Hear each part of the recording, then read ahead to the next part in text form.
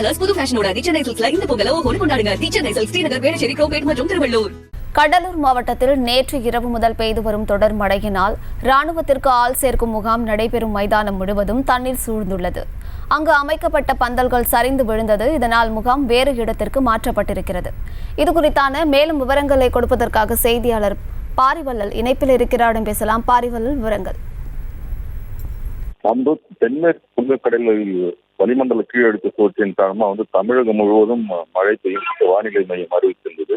அதன்படி பார்த்தோம்னா நேற்று இரவு முதலே கடலூர் மாவட்டம் முழுவதும் பரவலாக மழை பெய்திருக்கு. குறிப்பா பாத்தீங்கன்னா சிதம்பரம் பகுதியில அதிகமான மழைப்பதிவு செய்யப்பட்டுள்ளது. இந்நிலையில பாத்தீங்கன்னா கடலூர்ல கடந்த 4ஆம் தேதி ராணுவத்திற்கு ஆள் முகாம் கடலூர் அண்ணா விளையாட்டு அரங்கில தொடங்கியது. அதன்படி பாத்தீங்கன்னா நேற்று இரவு பெய்த மழையின் காரணமாக அண்ணா விளையாட்டு அரங்கம் முழுவதும் மழைநீர் சூழ்ந்துள்ளது.